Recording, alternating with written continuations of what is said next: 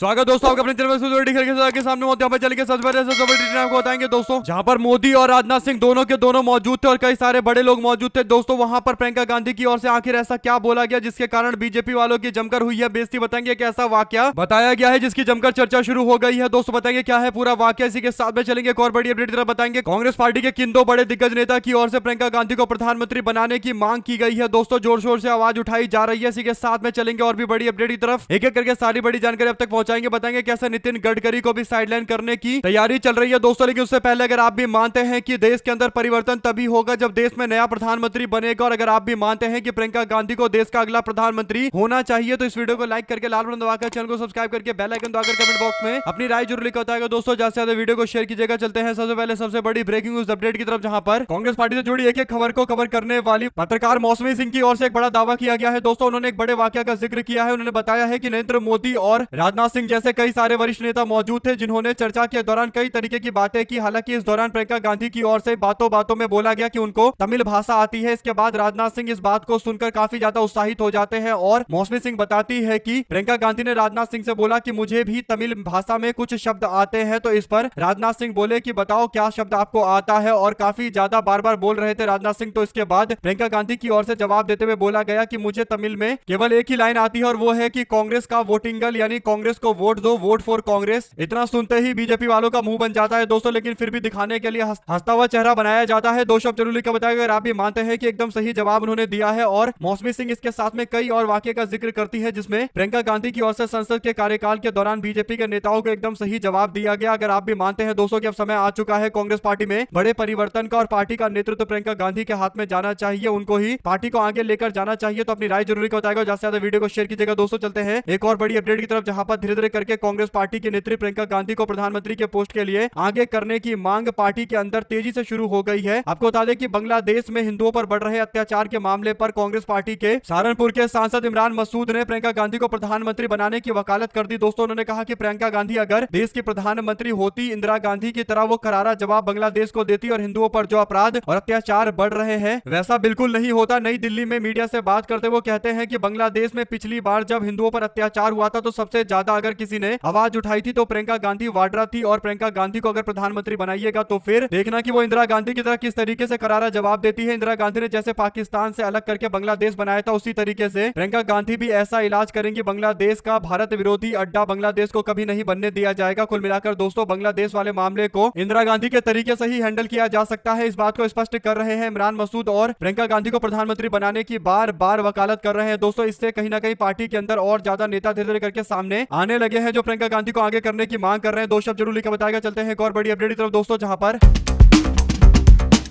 केवल इमरान मसूद ही नहीं है बल्कि रॉबर्ट वाड्रा प्रियंका गांधी के पति कहते हैं कि पूरे देश की ये मांग है कि प्रियंका गांधी को नेतृत्व करना चाहिए। मांग तो यह भी हो रही है कि मैं राजनीति में आऊं, लेकिन मैं ऐसी बातों पर ध्यान नहीं देना चाहता। देश हित मेरे लिए सबसे आगे है। लेकिन उन्होंने कहा कि देश के अंदर ये मांग उठ रही है कि परिवर्तन होना चाहिए देश के अंदर, और नया प्रधानमंत्री बनना चाहिए, प्रियंका गांधी को नेतृत्व करना चाहिए देश का। रॉबर्ट वाड्रा की ओर से भी एक ही दिन में ये आवाज उठाई गई है दोस्तों, यानी लगातार नेता खुलकर सामने आते जा रहे हैं जो नेतृत्व में बदलाव की मांग करते हुए प्रियंका गांधी को आगे करने की डिमांड कर रहे हैं। चलते हैं एक और बड़ी अपडेट की तरफ दोस्तों, जहां पर अब बीजेपी के अंदर एक बार फिर से नितिन गडकरी को हटाकर एक और नेता को आगे करने पर विचार किया जा रहा है। कुछ लोग ये दावा कर रहे हैं कि नितिन गडकरी को रोड मिनिस्ट्री से हटाकर ये जो मंत्रालय है ये भारतीय जनता पार्टी के राष्ट्रीय अध्यक्ष को दे दिया जाएगा, यानी नितिन नवीन को रोड और ट्रांसपोर्ट मिनिस्टर बनाया जा सकता है। राज्यसभा भेजकर नितिन नवीन को भारतीय जनता पार्टी केंद्र सरकार के अंतर्गत लेकर आना चाहती है, यानी सरकार का हिस्सा बनाना चाहती है। इससे पहले भारतीय जनता पार्टी के नेता जेपी नड्डा जब राष्ट्रीय अध्यक्ष थे तब उनको स्वास्थ्य मंत्री के तौर पर केंद्र सरकार का हिस्सा बनाया गया था। ऐसा इसलिए किया जाता है क्योंकि भारतीय जनता पार्टी का राष्ट्रीय अध्यक्ष तो एक राजनीतिक पोस्ट है दोस्तों, और अगर किसी सरकारी कार्यक्रम में बीजेपी का प्रदेश या फिर राष्ट्रीय अध्यक्ष मौजूद रहता है तो लोग सवाल खड़ा कर देते हैं। ऐसे में बीजेपी का राष्ट्रीय अध्यक्ष अगर केंद्र में मंत्री भी होगा तब उसके किसी भी सरकारी कार्यक्रम को लेकर सवाल नहीं उठाया जा सकता, और किसी मीटिंग में मौजूदगी को लेकर भी सवाल नहीं उठाया जा सकता। आप लोग अपनी राय जरूर लिखकर बताइएगा, क्या मानते हैं कि नितिन नवीन को वाकई भारतीय जनता पार्टी नितिन गडकरी को रिप्लेस करने के लिए लेकर आई है? दो शब्द जरूर लिखकर बताएगा। अलग अलग तरीके की थ्योरियां चल रही है दोस्तों। इसी के साथ में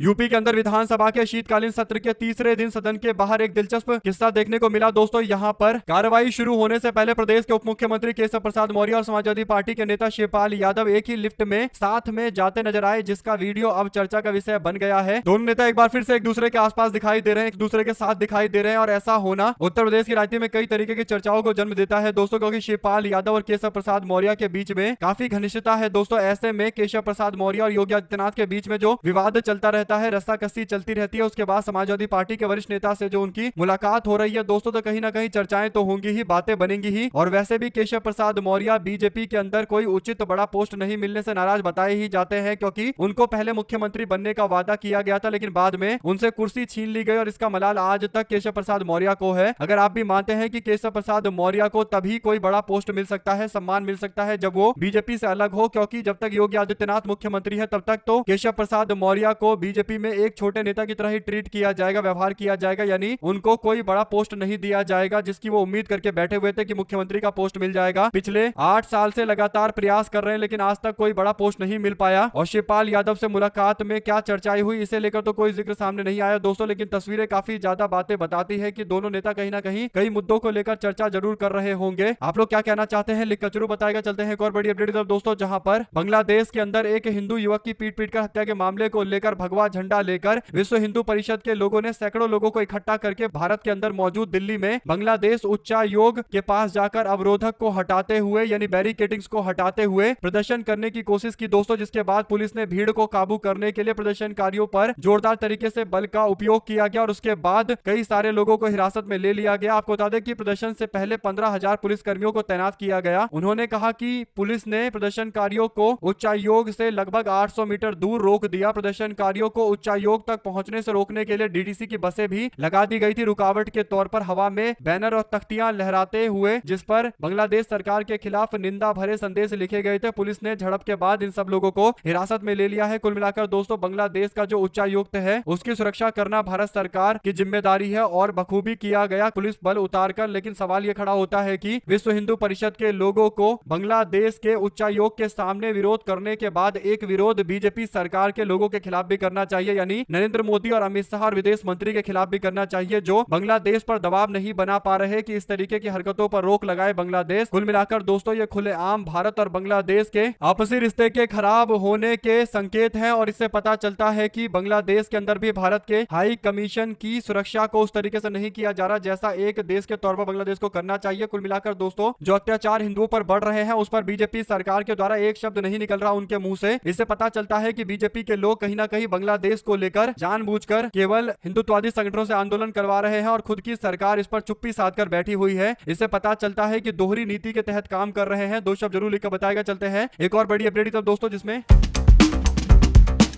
सोशल मीडिया पर एक वीडियो काफी ज्यादा शेयर किया जा रहा है दोस्तों। सोशल मीडिया के इस वीडियो क्लिप में दो लोग दिखाई दे रहे हैं, एक तो है ललित मोदी, दूसरा है विजय माल्या। ललित मोदी और विजय माल्या कहीं पार्टी में है दोस्तों और इस दौरान ललित मोदी बोलता है कि हम लोग सबसे बड़े भगोड़े हैं भारत के, यानी इस तरीके से बोलते हुए तंज कस रहा है और हंसता मुस्कुराता हुआ विजय माल्या के साथ में नजर आता है दोस्तों, यानी एकदम पार्टी चल रही है यूनाइटेड किंगडम ब्रिटेन के अंदर और बीजेपी की सरकार इस पर कुछ भी करने लायक दिखाई नहीं देती है दोस्तों। कुल मिलाकर ये लोग भाजपा सरकार के टाइम में भागकर चले गए, उसके बाद अब बीजेपी वाले इनको वापस लाने के नाम पर केवल मीडिया में खबरें दिलवाते रहते हैं, लेकिन हकीकत यह है कि ये लोग आराम से पार्टी कर रहे हैं, चिल मार रहे हैं दोस्तों। इनको कोई दिक्कत समझ में नहीं आ रही है। इससे पता चलता है कि कैसे भारत के लोगों का पैसा लूटा गया, बैंकों का पैसा लूटा गया और लूटने के बाद भी बेशर्मी के साथ ये लोग पार्टी करते हुए जो मन कर रहा है उल्टा सीधा बोल रहे हैं और भारत के लोगों को जमकर चिढ़ाया जा रहा है। अगर आप भी मानते हैं कि बीजेपी की सरकार के पास कोई नीति नहीं है इनको वापस लाने का, तो अपनी राय जरूर लिखकर बताएगा दोस्तों। हमारे साथ लगातार जुड़े रहने के सभी दोस्तों, भाइयों, बहनों, मित्रों का बहुत बहुत धन्यवाद। आप लोग देख रहे थे आपका अपना चैनल जय हिंद जय भारत। ज्यादा से ज्यादा वीडियो को शेयर कीजिए। बहुत धन्यवाद।